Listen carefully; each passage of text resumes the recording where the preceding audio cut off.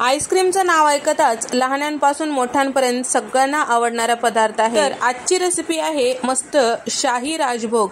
तर शाही राजभोग आईस्क्रीम जर घरी बनवायचं असेल तर कुठली पद्धत वापरायची, त्यामुळे अगदी मार्केटसारखे होते, ते सगळं आपण या व्हिडिओमध्ये पाहणार आहोत। तर त्यासाठी इथे मी लिटरभर इतकं दूध घेतलेलं आहे। पॅकेटचं दूध घेतलेलं आहे। तुम्ही म्हशीचं दूध सुद्धा घेऊ शकता किंवा फुल फॅट क्रीम दूध सुद्धा घेऊ शकता। मी इथं साधंच पॅकेटचं दूध घेतलेलं आहे।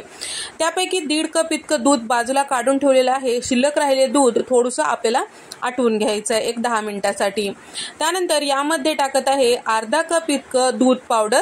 पोहे खायच्या चमच्याने इथे मी GMS पावडर साधारण 5 चमचे घेतलेला आहे। पोह्यासारखा असतो, यामुळे आपला आईस्क्रीम तिप्पट फुलतो, हलकं फुलकं होतो। बाजारासारखं जर आईस्क्रीम पाहिजे असेल तर हे नक्की वापरा। सोबतच पोहे खायच्या चमच्याने इथे मी 5 चमचे इतकं कॉर्नफ्लॉवर टाकून घेतलेलं आहे। सगळं छान व्यवस्थित मिक्स करून घ्यायचं आहे।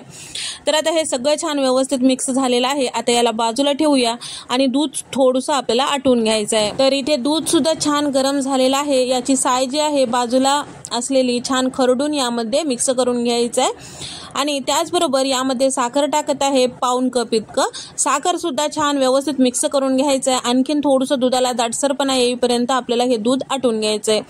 टोटल इथे मी 12 ते 13 मिनिटं दूध छान असं उकळून घेतलेलं आहे। दूध जे आहे थोडंसं कमी झालेलं आहे। आता यामध्ये टाकत आहे तयार करून घेतलेलं आईस्क्रीमचं मिश्रण। आता हे सगळं छान व्यवस्थित मिक्स करून घ्यायचं आहे। गॅसचा फ्लेम मोठा करायचा नाही, सतत आपल्याला याला छान दाटसरपणा येईपर्यंत या पद्धतीने मिक्स करत राहायचं आहे।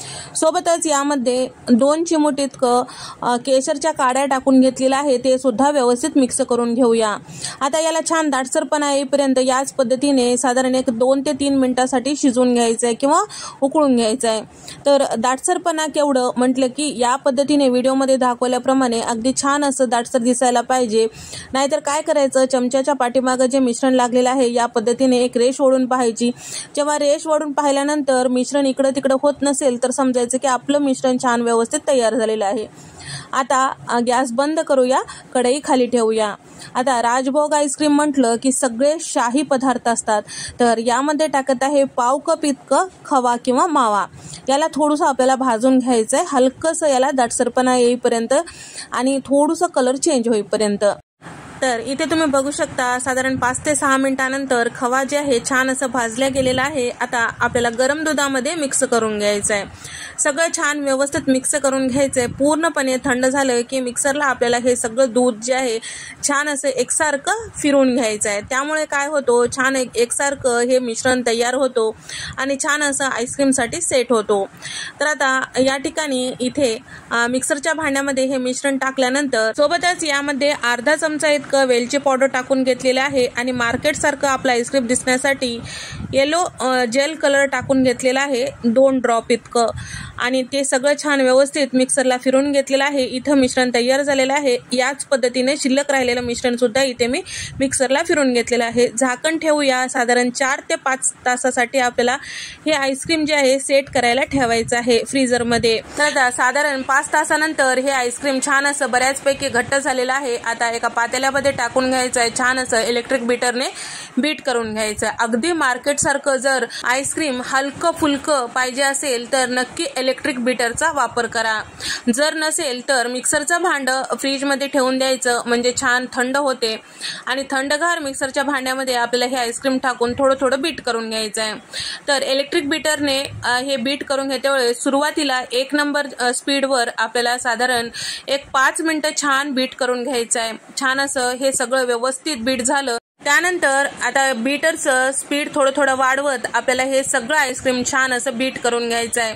हे आईस्क्रीम छान हलकं फुलकं होईपर्यंत साधारण 7 ते 8 मिनिटांसाठी आपल्याला बीट करून घ्यायचं आहे। तर आईस्क्रीम जेव्हा आपण टोपल्यामध्ये किंवा पातेल्यामध्ये टाकलं होतं त्यावेळेस अगदी खाली होतं। जसं आपण बीट केलं तसं आईस्क्रीम जे आहे दुप्पट ते तिप्पट फुलल्या गेलेलं आहे। पूर्ण पातेलं आपलं भरल्या गेलेलं आहे, तुम्ही बघू शकता।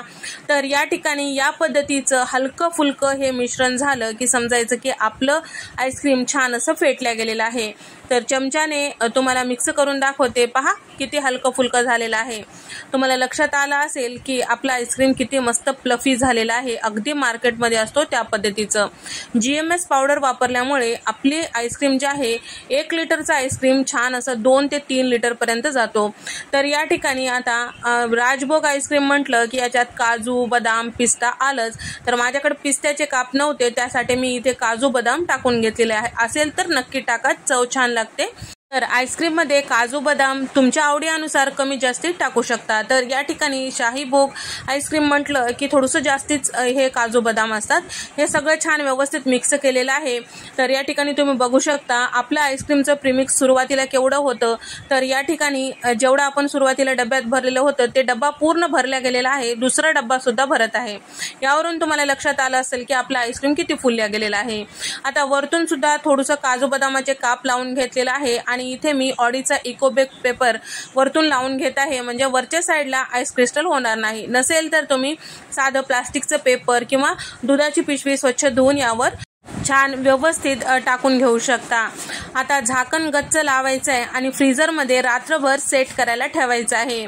त्याच पद्धतीने आपला दुसरा डब्बा सुद्धा आपण भरून घेऊया।